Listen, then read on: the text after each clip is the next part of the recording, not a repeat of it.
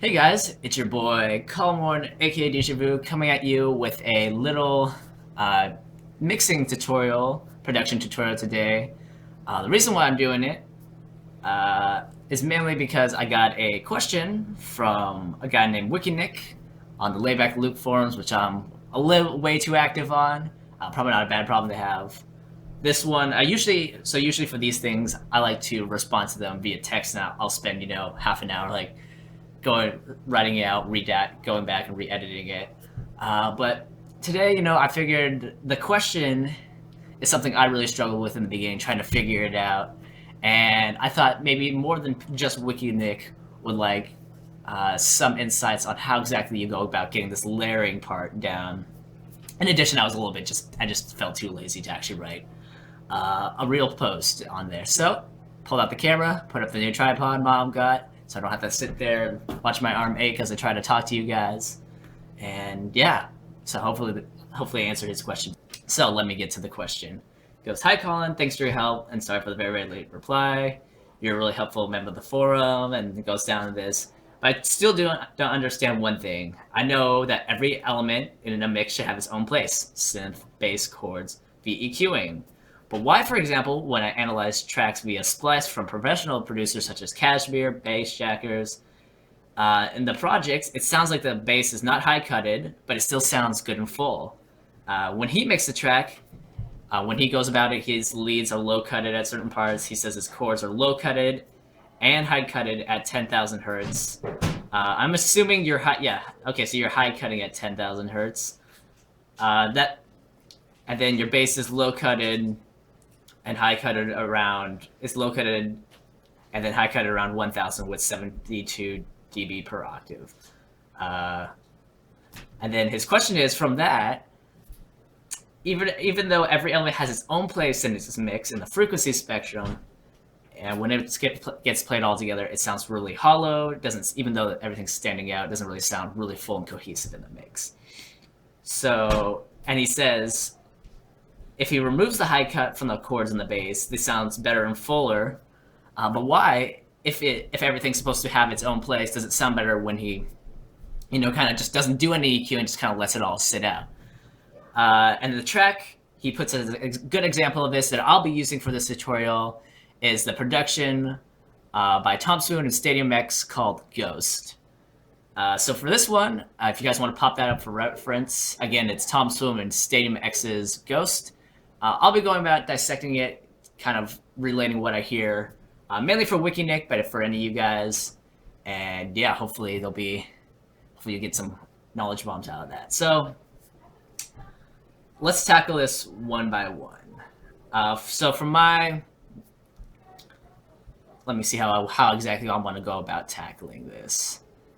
Well, let's start out with, I'll talk a little bit about how I like to layer, or how I think about layering and making everything sound really, really good in the mix, and making it sound all full together, but when making them sound where you have a bunch of different elements where they sound really, really good together, and it makes a really clean, cohesive mix where you can kind of hear each of them.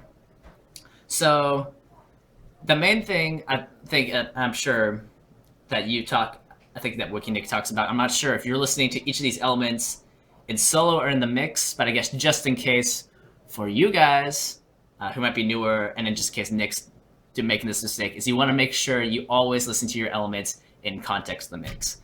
Actually, if you go through some of Kashmir's splice projects and some various other ones, you'll notice that when he takes some of his synths, kicks and all that, when you some of the elements like kicks and claps, they'll sound pretty good by themselves because they're supposed to sound really big and full. But in terms of synth layering, you'll notice the various elements, they sound really, really weak and kind of crappy by themselves. But when you put them in the mix all together, they're actually really filling out each area of the spectrum. So they'll have maybe a really, really low pass saw wave filling out the 200 to 500 hertz range, because saw waves can pertain to a warmer feel.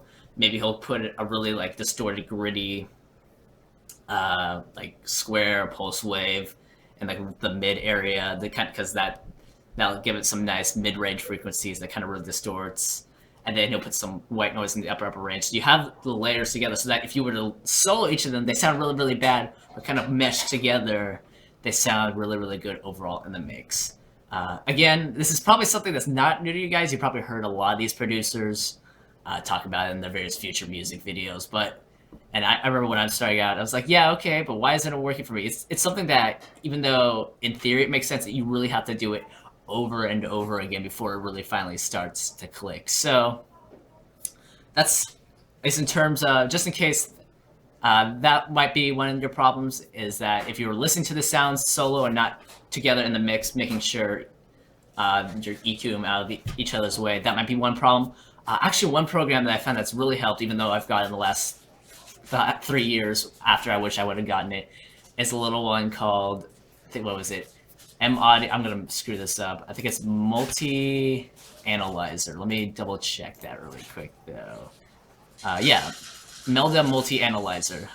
Basically, what this allows you to do is you can put it, it's like $50, great $50, and you'll see why in a second, is that you can put this analyzer on multiple different elements. You can pop up one element, and then you can see exactly where the frequency, the fundamental frequencies, and where all the harmonic information is coming from. So actually, let me pull up a project, and I can kind of show you guys this in action.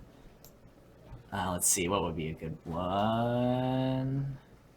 I think that one should have it. So I'll pull it up, and then yeah, what this helps out is, over 3 or 4 years, you kind of start to develop an ear for what areas are conflicting. But when you're first starting out, and actually at this point I'm still having this problem, is that you might hear that there's a conflict, but you're not exactly sure where it is.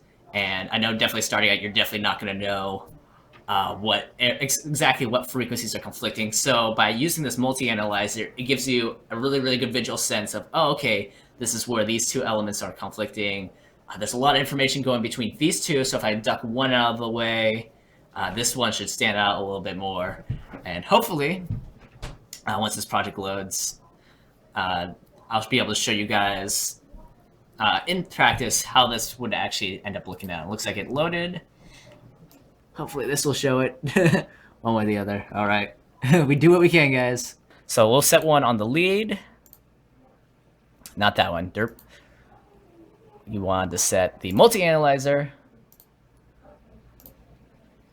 so we can see what our lead looks like here frequency-wise.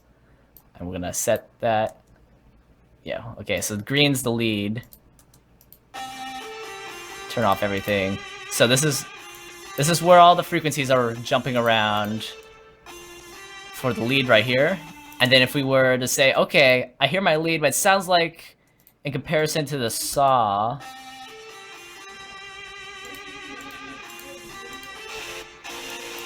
it's like, for some reason, it sounds like they're really conflicting. I can't really tell why. What this program allows you to do, so I have one of these instances popped up on the lead. I can go into my saw auxiliary. For you guys who don't know what a bus is and all that, bear with me. Hopefully I can do another video on that sometime. But for now, just going to worry about layers. So what this allows you to do, so this is what the saw looks like. Get this playing first. So get that. Activate all that. So you can see this is where the saw's residing, frequency rise. And then if I put that with the lead, and then we turn on the lead, so you can kind of get.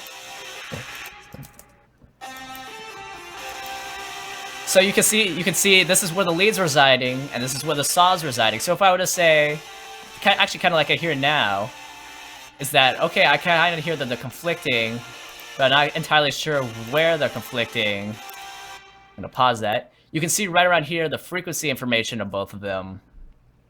It seems a little bit clashing. So what I would do here is maybe duck out the 400 hertz range a little bit, so the really, really low fundamental of the lead can kind of poke through a little bit better, and yeah, that they can kind of stand out. Just as a rule of thumb for using this, you don't have to totally duck certain frequencies out altogether. So for instance, over here you see, oh, there's still some harmonic information from the lead here versus the saw. From my experience, you can still have a little bit of bleed between the two. It's kind of good because if you totally take it all together, it feels really, really thin. So what do you want this? What you want to use this to do is to allow you to kind of get a general sense of what frequencies are really, really close. So like, see these two peaks here. These are kind of close, so I would duck one or the other out of the way. But for stuff like this, where the separation is already like 10 or 20 dB off, I wouldn't worry about that too much. So hopefully that gets you a sense of what that program can do in terms of helping you separate out leads. So that's kind of the first piece of insight there. At least that's one program I think that would really help you out. Damn, I don't already forget Wiki, in terms of getting your synths separated out. That I think that will really help you there. I guess I'm gonna get really minute in terms of how I like to layer it, but in terms of what I've found for actually, let's say I'm gonna take a listen to the Ghost track really quick. You guys can listen along with me. We're gonna skip to the breakdown around the. So around the 245 mark, the Ghost track that I list, Tom Swoon and Statement X's Ghost. We're going to take a listen to that really quick.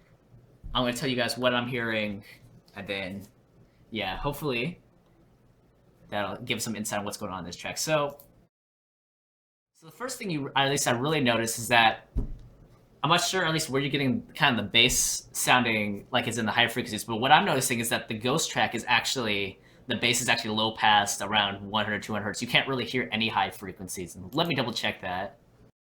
Yeah, so the sub bass, you really can't hear any of that because it's low pass. The thing that's kind of giving, might be giving you the idea that the bass is kind of being heard in the high frequencies is the chords in the background. And those, to me, let me hear where those are sitting in the frequency mix. So it sounds like, to me, those are high passed around 100, maybe 150, because it sounds like they're really filling out the mid-low end, like the 100, 200 range. But they're really, I'm not sure if they might not be totally high cut altogether, but it sounds like the higher frequencies up to about 4,000 are really, really attenuated because you can really hear, I don't really hear any of those higher chords coming in. It's really the lead that's filling it out up there. So, I mean, I guess I could go, I don't want to have to go through the trouble of going and recreating the whole track again, but it sounds like, Wiki, in terms of your bass question, there's actually, it doesn't sound like in terms of the bass, there's not really a whole lot of bass leaking out. Sometimes, actually in some of my tracks you'll hear, what I like to do is I'll have a sub bass where I just totally high cut it all together around the 100 hertz part. And then from there, I'll have the chords playing and I'll have those attenuated around the 100, 200 hertz range. So I'll have like 3 notes playing on the chords. But then one thing I'll do is I'll take, and this is gonna get really technical, so this goes over any of your heads, feel free, man, I can't English today.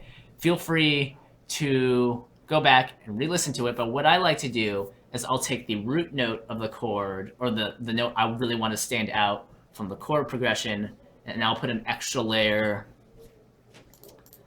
with a really, really gritty synth there to kind of make that stand out, recording a video.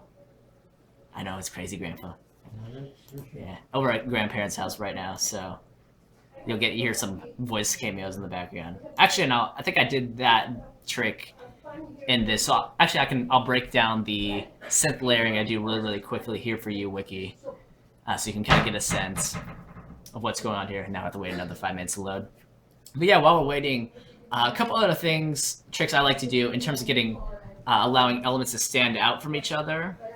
Is one thing I like to do, and again, if you think of notes not just as notes, but if you think of them as frequencies, is that if you have, let's say you have a melody going on and you have one element and you have another element playing on top of that, they're kind of conflicting.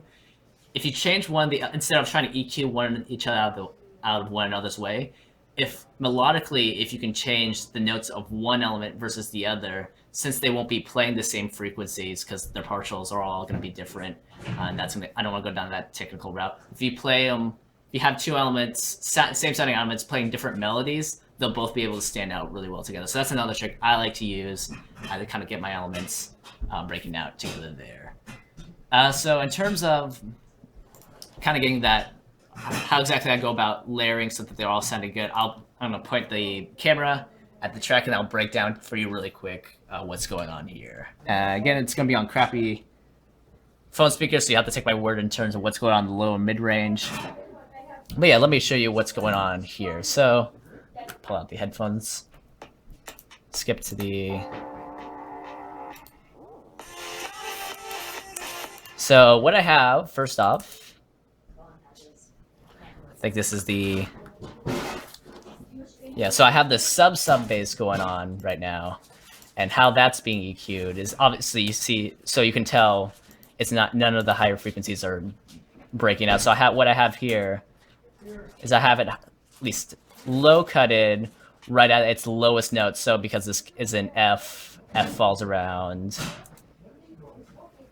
right around, this is the lowest note I have playing is around 43 hertz. So I high cut it up there. And then in terms of where I decide to low cut it, or is it, no, high cut it, not low cut it, high pass it. Let's just, wherever I decide to do this, yeah, decide to high cut it here. How I make that call, a lot of it's just by ear, so I can't, as much as I would want to put it into words for you, you really have to just kind of develop a sense for it. But if I had to put it into words, the way I go about determining that is when I look at my, if I look at my synth frequencies, pull up an EQ really quick so you can see what's going on there. Apologize for all the noise. Actually, man, I need to high pass that, dude. So you can see me in the action. So what I like to do, so you see from my synths, right around, I'll high pass a lot of the information. There's a lot of mid-range information right around 120 or so. So I figure, okay, I might, again, I'll play it by ear. So if it sounds good to me, I'll let it leak in a little bit. But what I like to do is right where these mid-range synths, kind of their fundamentals are going off, I like to high pass there and then low pass it there. Again, for this one, I let it leak a little bit because it sounded good.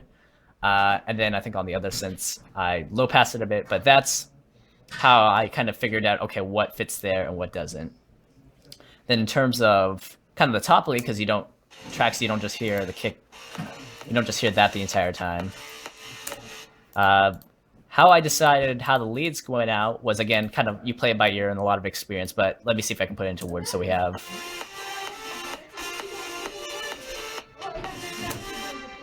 So for the lead, that's, let's pull up an EQ. So you see for that, and actually I need to low pass that. So basically the best way to go about choosing where you need to high cut is you look for that, you look for pretty much the brightest fundamental for your entire track. So if you look right here, that's kind of been the brightest points. I would bring it up here.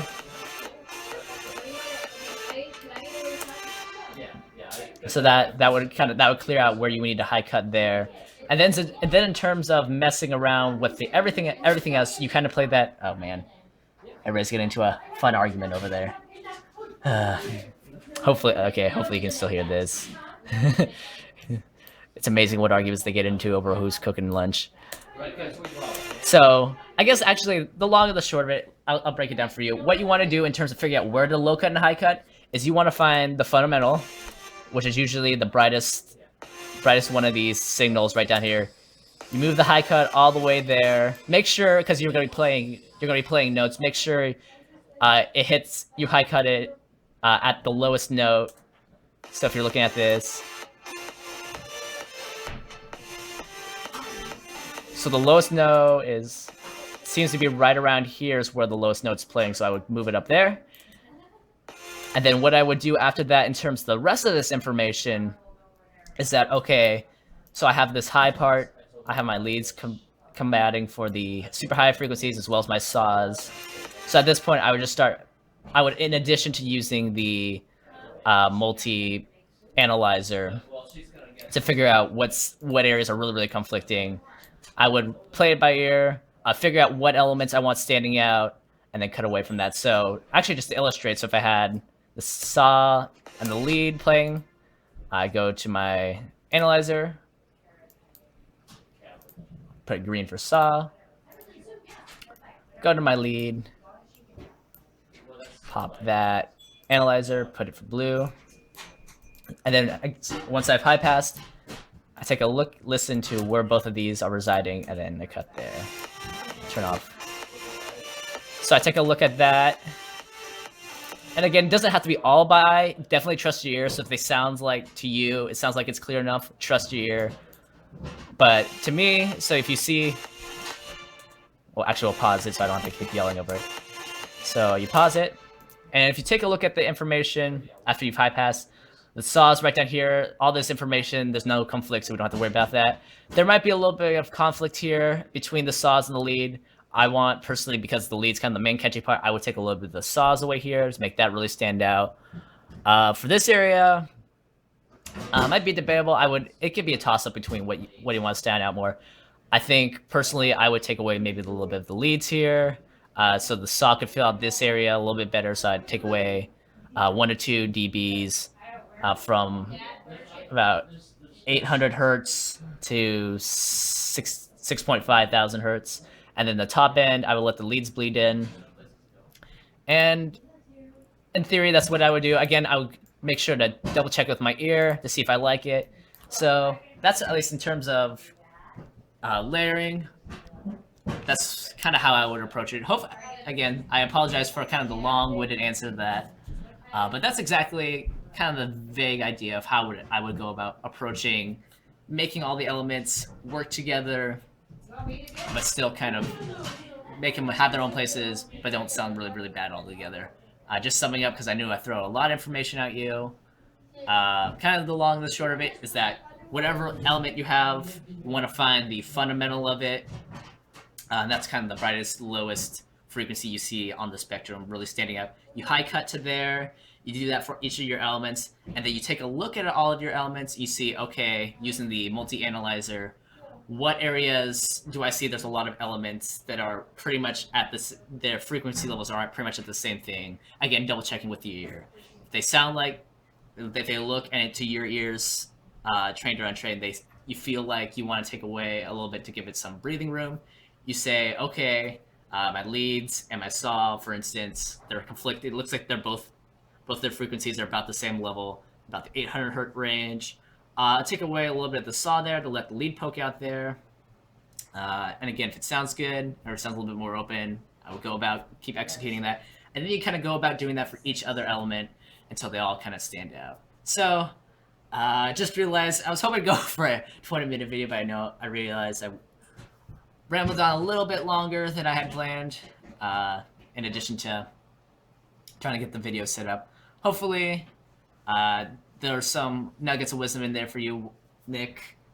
Let me make sure if there's anything else. So yeah, I guess just making sure certain elements don't sound hollow, and they still sound good in the mix. Just to recap really quickly, kind of the hollow sound is that if you're cutting elements way too much from the low mid range, that'll probably give you that sound. So make sure that you keep that area open for both your synths. But if you find that there's two elements, again using the analyzer, that are conflicting in that hollow range, just dip one out a little bit, see how it sounds to you, and play it by ear. Again, this is all kind of theoretical stuff, and even though on paper it sounds really easy, like, okay, I think I understand on paper. From my experience, even though you might be able to understand it, it'll take a few years of just making tracks over and over again before it'll finally click. So, hope that helps, Nick. Apologize again for the video going on too long, but hopefully there's a gold nugget in there for you. So, anyways, catch you guys around. It's been your boy Colin, aka Deja Vu, signing out. If you guys have any questions related to production, feel free to post them down below, and hopefully I can get to them to you, and hopefully the video won't go 28 minutes. I might do some cutting, but we'll see. Alright, with that, stay awesome, you guys. Keep producing some awesome music. Hope you guys had an awesome Christmas and New Year. Until later, peace out.